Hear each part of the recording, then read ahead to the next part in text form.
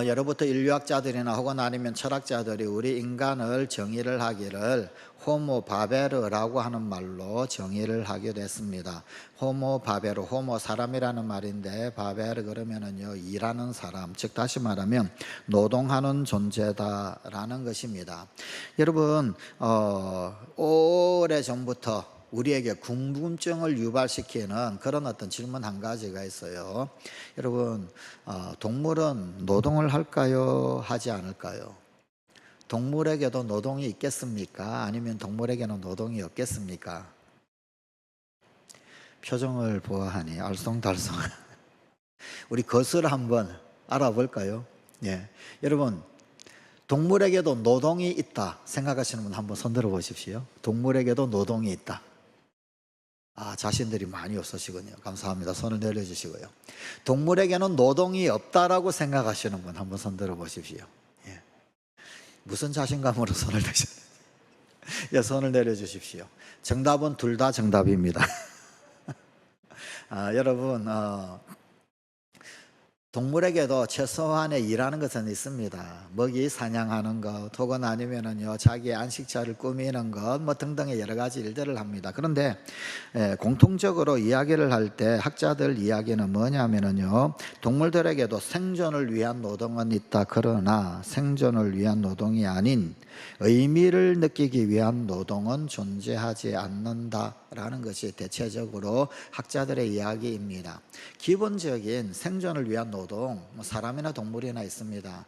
하지만 우리 인간을 호모 바베르라고 그렇게 명명한 것처럼 노동을 통하여서 어떤 의미를 발견한다라고 하는 것, 이것은 동물에게는 없다라고 하는 것이 공통된 학자들의 견해이기도 합니다.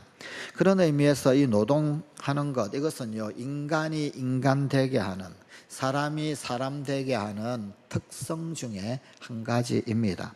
그러니까 이 노동관이 참 중요한 겁니다.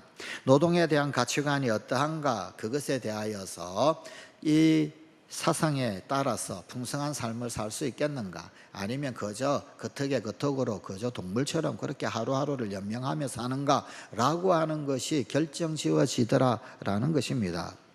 무엇보다도 성경적인 노동관을 갖고 있지 않으면 진정 축복된 삶을 살아갈 수가 없습니다.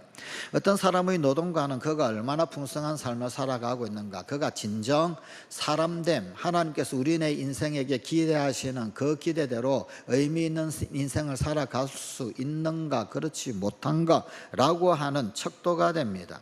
우리가 세상에서 일하는 6일, 그 6일 동안은 그 일, 6일에서의 일, 저 세상에서의 일, 그것은 그저 세속적인 것입니까? 그리고 7일, 주일, 안식일, 그때 그 일만 귀하고 소중하고 거룩한 일입니까? 만약 그렇다라고 한다면 그 사람의 노동관은 고통인 것입니다.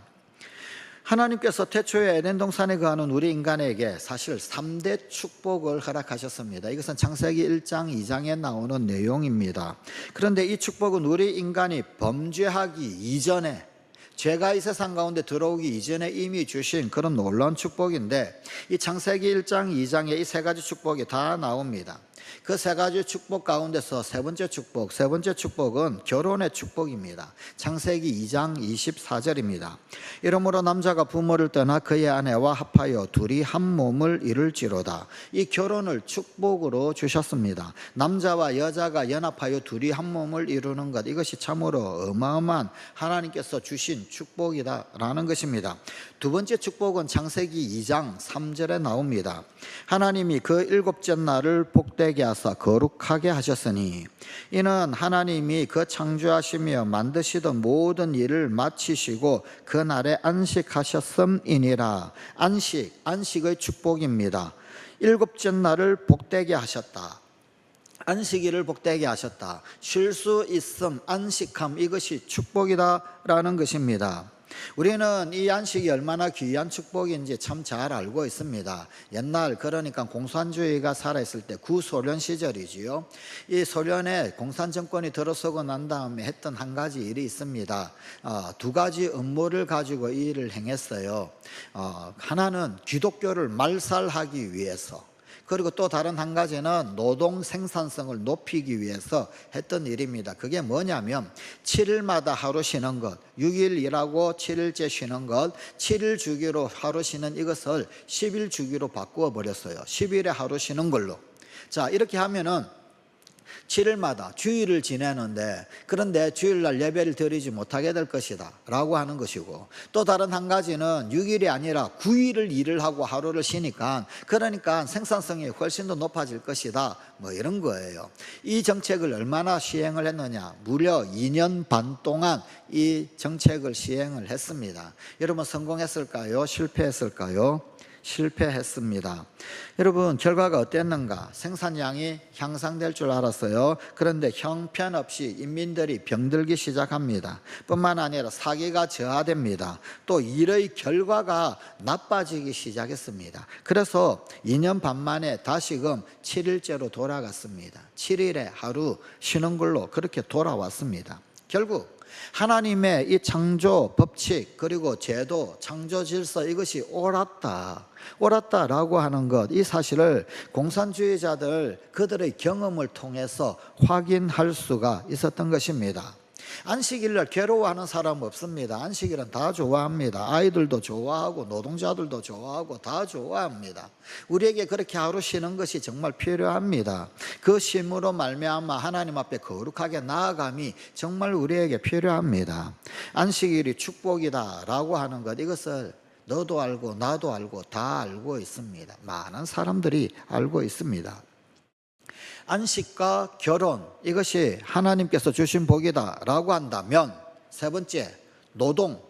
첫 번째지요. 하나님이 창세기 1장 2장에서 처음 주신 축복, 노동의 축복입니다. 노동 또한 그에 못지않은 엄청난 창조 질서의 축복입니다. 창세기 1, 2장에 나오는 첫 번째 축복은 바로 이 노동의 축복입니다. 창세기 1장 28절 말씀입니다. 하나님이 그들에게 복을 주시며 하나님이 그들에게 이르시되 생육하고 번성하여 땅에 충만하라. 땅을 정복하라. 바다의 물고기와 하늘의 새와 땅에 움직이는 모든 생물을 다스리라 하시니라. 이 1장 28절의 말씀은 이렇게 시작합니다. 하나님이 그들에게 복을 주시며, 하나님이 아담에게 복을 주셨고 하와에게 복을 주셨고 사람에게 복을 주셨다라는 것입니다. 이 첫 사람을 창조하시면서 제일 먼저 하신 일은 그들에게 복 주신 일이었습니다. 그러면서 이르시되 생육하고 번성하라 라고 하셨습니다. 그래서 우리가 자녀를 낳는 것, 이것이 하나님 앞에 얼마나 어마어마한 복인지 모릅니다. 우리 그리스도인들이, 하나님의 백성들이 자녀를 낳게 되면 그래서 하나님의 축복입니다. 그리고 그 자녀를 하나님의 선물입니다 라고 하며 축하하고 축복하고 즐거워하고 기뻐하고 하는 것 아닙니까? 자녀를 낳고 자녀를 키우는 행위, 이것 자체가 하나님 앞에 어마어마한 복입니다. 그런데 하나님이 복을 주시면서 생육하고 번성하라 라고만 말씀하고 끝한 게 아닙니다. 그 연이어서 땅을 정복하라 라고 하셨습니다. 생육하고 번성하며 땅을 정복하라. 여기 땅을 정복하다 라고 하는 말, 땅을 마구 파헤쳐라, 그런 뜻이 결코 아닙니다. 땅을 잘 경작하고 개발하고 관리하라, 청지기적 관리를 말하는 것입니다. 이것은 다시 말하면요, 잘 관리하는 노동 행위를 말하는 것입니다. 그러니까 노동은 축복이다 라는 말씀입니다. 자녀가 축복인 것처럼 일할 수 있음, 경작함, 노동, 이것은 축복이다. 하나님은 땅을 정복하는 행위, 이것을 축복이라고 가르치고 있습니다. 노동은 저주가 아닙니다. 범죄의 결과 저주가 아니냐, 이렇게 물을 수 있습니다. 바로 오늘 두 번째 본문인 창세기 3장 17절 이하의 말씀 때문에 노동이 저주다, 범죄의 결과다, 그렇게 이해하기가 쉽습니다. 하지만 이것은 노동의 조건이 열악해진 것이지, 그것이 저주이지 노동 그 자체가 저주인 것은 결코 아닙니다. 노동이 저주가 아니다 라고 하는 것은, 이 노동은 우리 인간이 범죄하기 이전부터 이미 존재했다, 사람이 타락하기 전부터 이미 노동은 있었다 라는 사실입니다. 오늘 본문 말씀이 바로 첫 번째 말씀 2장 15절 말씀이 그것을 증명합니다. 여호와 하나님이 그 사람을 이끌어 에덴 동산에 두어 그것을 경작하며 지키게 하시고, 땅을 지켜라, 경작하라, 관리하라, 일구어라. 하나님이 아담을 지어 만드시고 그로 하여금 이 에덴 동산을 경작하고 지키게 하셨습니다. 노동하게 하셨다 그 말입니다. 그러니까 인류가 타락하기 이전부터 노동은 이미 존재했습니다. 세상에서 가장 고통받는 사람들이 도대체 누굴까요? 여러분, 세상에서 가장 고통받는 사람들은 실업자들입니다. 할 일이 없는 사람들입니다. 허구한 날 쉬는 것, 여러분 그거 참 괴로운 일입니다. 뭐 일주일 쉬는 것 좋습니다. 휴가다 좋다. 여러분 2주 쉬어 보십시오. 그때부터 조금 지겨워집니다. 한 달만 쉬어 보십시오. 몸에 좀이 쑤셔서 견딜 수 없습니다. 한 달이고 두 달이고 석 달이고 계속 쭉 쉬어 보십시오. 고통입니다. 고통. 어떤 사람은 지옥의 가장 밑바닥, 그 가장 밑바닥은 무엇일까? 무의고가 아닐까, 이런 이야기를 했습니다. 지옥의 가장 밑바닥. 100년이 아니라 1000년이 아니라 만년이 아니라 천년 만년 할 일이 없어가지고 그냥 그특에 그특으로 그냥 가만히 있는 것. 아무런 할 일 없이 천년 만년 그렇게 가만히 1억 년 있는 것. 여러분, 그게 아마 지옥의 밑바닥일 것이다, 이렇게 이야기한 사람도 있습니다. 일할 수 없다라고 하는 것, 아무것도 하지 못한다라고 하는 것, 여러분 그것처럼 참 고통스러운 일이 없습니다.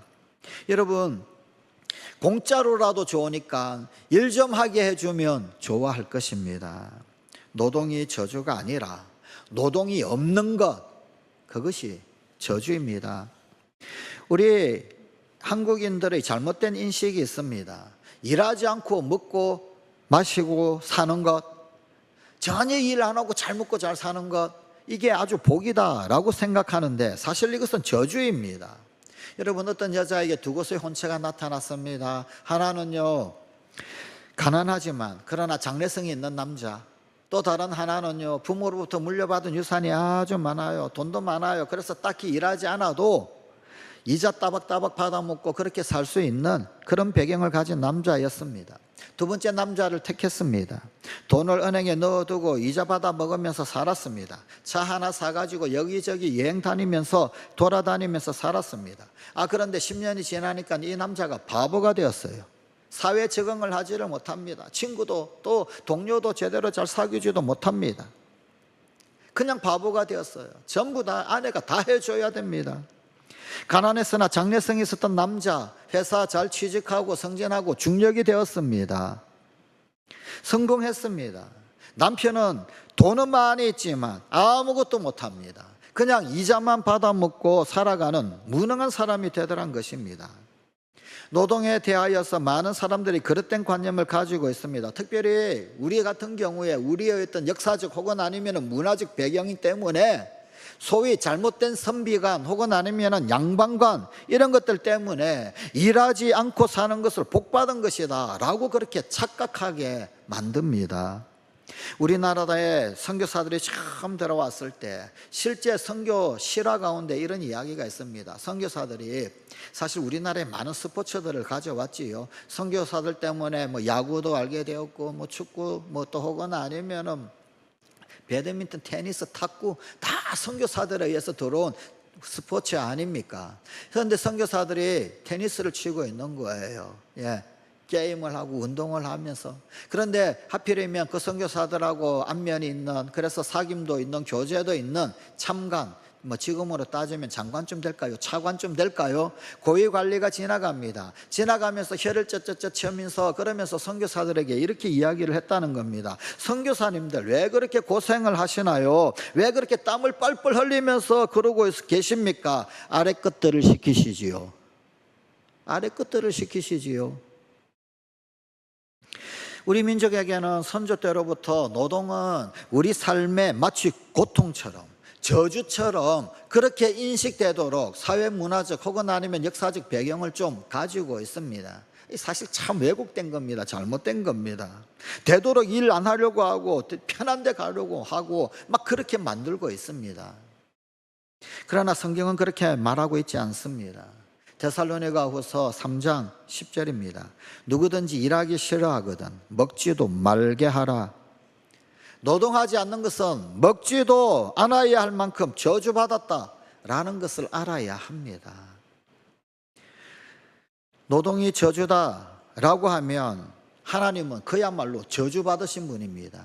구약의 예레미야 33장 2절입니다. 이를 행하시는 여호와, 그것을 만들어 성취하시는 여호와라고 하나님을 소개합니다. 하나님은 일을 행하시는 분, 일하시는 하나님이에요. 일을 만들어서 성취하시는 분이십니다. 우리 주님 예수님도 요한복음 5장 17절에서 아버지께서 이제까지 일하시니 나도 일한다 라고 말씀하셨어요. 아버지 지금도 일하신다는 거예요. 그 아버지의 일하심처럼 우리 주님 예수님도 일하시는 분이시라는 겁니다. 하나님께서 일하시지 아니하시면 이 지구는 돌아가지 않을 것입니다. 이 지구의 공정과 자주는 멈추어 버릴 것입니다. 하나님께서 일하시지 아니하면 이 역사의 수레바퀴는 다 올 수도 하고 말 것입니다. 하나님은 일하시는 분, 우리 주님 예수님도 일하시는 분. 원래 노동은 창조 질서에 포함된 그야말로 본질적 축복입니다. 오늘 우리에게 주신 하나님의 말씀인 창세기 2장 15절의 말씀에 나오는 경작하다라는 말, 이 경작하다라고 하는 이 말 히브리어로 아바드라고 하는 말을 사용합니다. 아바드라는 이 말, 일하다, 노력하다, 수고하다 그런 뜻을 가지고 있습니다. 그런데 이 아바드라고 하는 이 히브리어가 출애굽기 3장 12절에도 동일한 단어가 똑같이 쓰이고 있습니다. 그런데 어떻게 쓰였느냐? 이 산에서 하나님을 섬기리니, 하나님을 섬긴다라고 할 때 섬기다, 하나님 섬기는 것을 아바드라고 하는 단어로 쓰고 있습니다. 뭘 말하는 것입니까? 예배하는 것을 말합니다. 여러분, 이 아바드는 일하는 것입니다. 노동하는 것입니다. 경작하는 것입니다. 그리고 이 아바드는 하나님을 섬기는 것입니다. 하나님을 예배하는 것입니다. 즉 섬긴다, 예배한다 라고 하는 말과 노동이라고 하는 말이 동일하게 아바드라는 히브리어로 사용되고 있습니다. 곧 노동이 예배와 통한다, 예배가 노동과 통한다, 그런 말입니다. 우리가 노동하는 것, 그것은 일하는 것, 그것은 또 다른 의미에서 하나님 앞에 예배하는 것이 됩니다. 로마서 12장 1절의 말씀은 우리의 예배가 거룩한 산 제물이 되어야 한다라고 말씀합니다.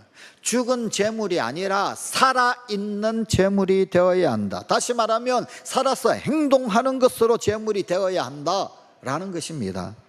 찬양뿐 아니라 무용도 댄싱도 모든 것을 다 총동원하여서 주님께 드리는 그런 예배가 되어야 한다. 살아서 행동하는 예배가 되어야 한다.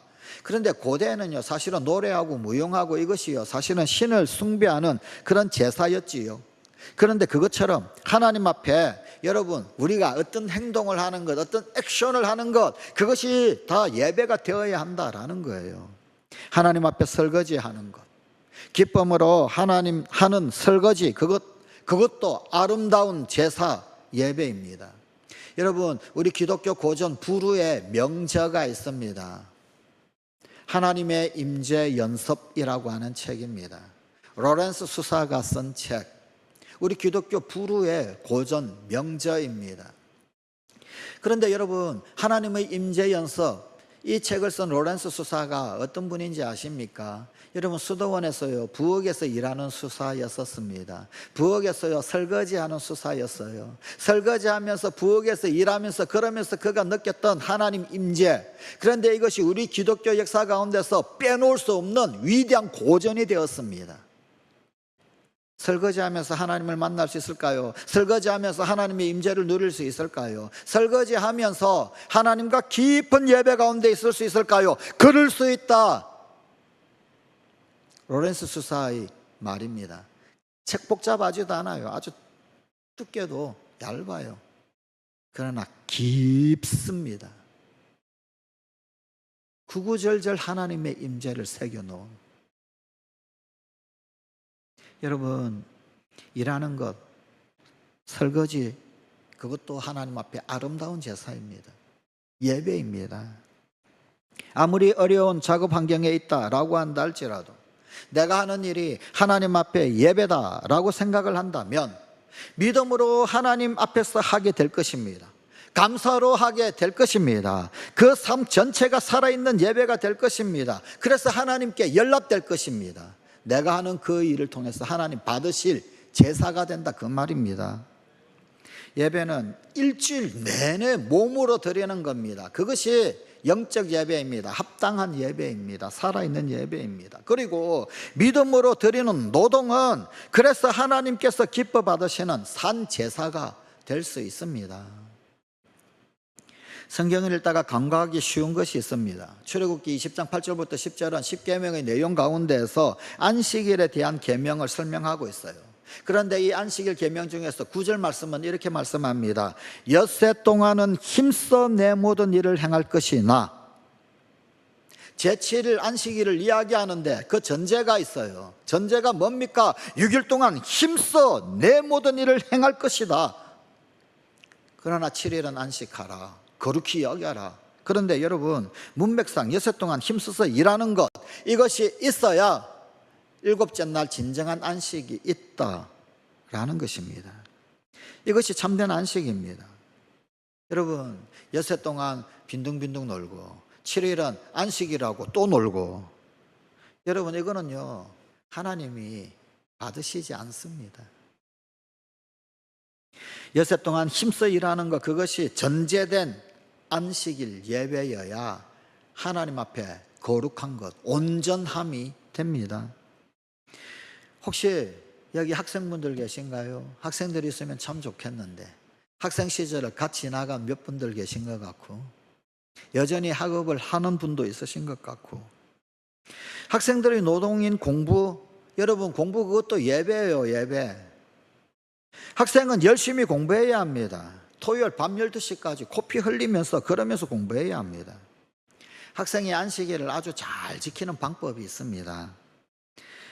코피 터지기까지 열심히 공부하십시오. 그러면은요 부모님이 걱정하실 거예요. 얘야, 안식일은 쉬어가면서 해라. 쉬어가면서 해라. 안 그러니까 주일까지도 공부해라 그러지. 엿새 동안 빈둥빈둥 놀다가 주일날 헌금 받아가서 그리고는 또 종일 놀고, 그러면 도대체 누가 좋아하겠습니까? 하나님도 안 좋아하십니다. 6일의 예배가 올바로 드려져야 합니다. 내가 학생이다, 열심히 공부해야 합니다. 직장인이다, 열심히 일해야 합니다.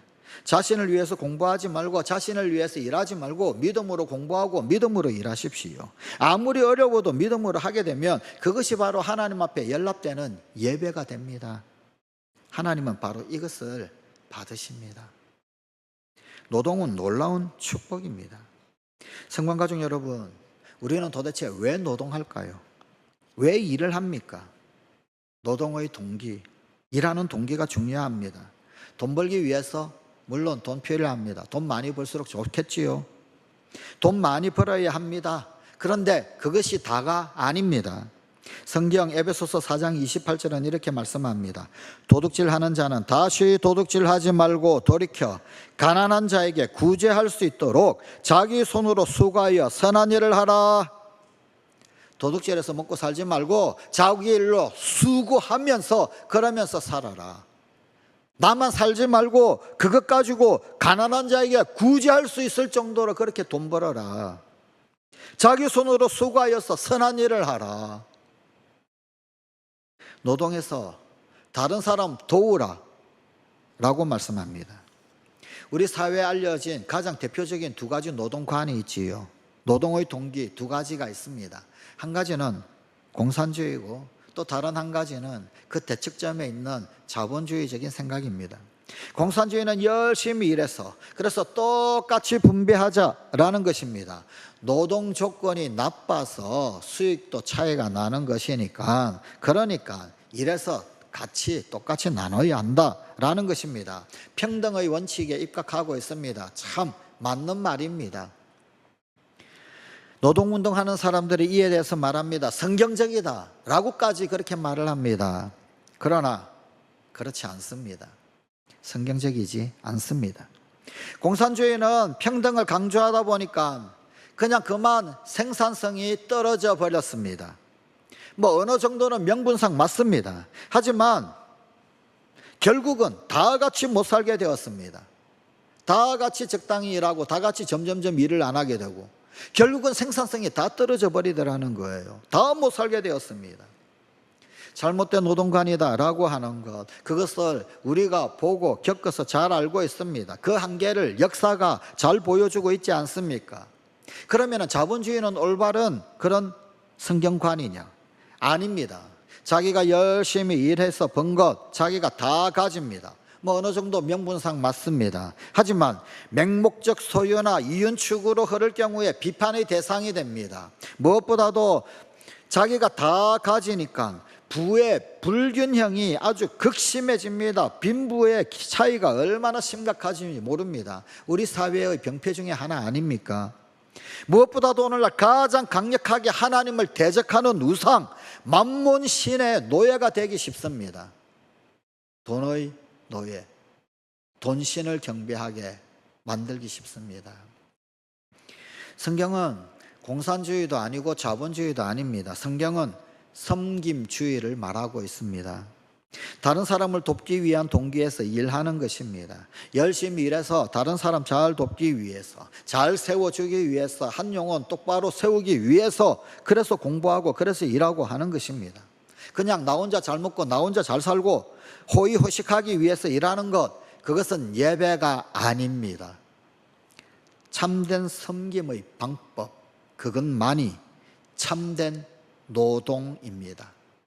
그래서 섬기기 위해서 일하는 거예요. 우리 믿는 사람부터 이런 노동관을 가지고 있다면 세상은 바뀔 것입니다. 노동의 성경적인 참된 동기가 부여될 때 바로 내가 일하는 그곳은 참으로 아름다운 곳이 될 것입니다. 그곳이 예배 처소가 될 것입니다. 그곳이 하나님께서 은혜 베푸시는 곳이 될 것입니다. 만인이 제사장이다. 그러면요, 만직이 제사장직입니다. 설교하는 것, 기도하는 것, 신방 가는 것, 그것만이 제사장직이다 라고 생각한다면 그건 참 제한적인 것입니다. 만직이 제사장직입니다. 모든 일이 다 하나님의 부르심대로 일하는 것입니다. 군인은 군인으로, 학생은 학생으로, 경찰은 경찰로 하나님이 하라고 하신 일이니까 그러니까 하는 거예요. 그 일 가운데 하나님 부르심이 있고 하나님 뜻이 있고 소명이 있으니까 최선을 다해서 하는 겁니다. 하나님이 맡기신 일이다 라고 생각을 하고 바로 그곳에서 최선을 다하면 하나님이 영광 받으실 것입니다. 예배가 될 것입니다. 산재물이 되는 진짜 예배. 인기 없는 곳, 혹 힘든 곳에서 일한다 할지라도 일하는 목적이 다른 사람을 섬기기 위한 목적이다, 그렇게 일하려고 하면 그것 자체가 하나님 앞에 예배가 되고 그것이 하나님 앞에 영광이 되는 것입니다. 이 노동의 축복을 진정 누리는 우리 성관가족이 되십시다. 기도하시겠습니다. 아버지 하나님, 삶이 예배가 되기를 원합니다라고 그렇게도 기도를 하는데 주님, 산재물 되는 우리의 예배가 되게 하여 주시옵소서. 아바드, 하나님을 예배하는, 하나님을 섬김이 경작함, 일함, 노력하면서 드러나게 하여 주시옵소서. 참으로 진정한 노동의 축복을 누리는 우리 성관가족들이 다 되게 하여 주시옵소서. 우리 주 예수님 이름으로 기도드리옵나이다. 아멘.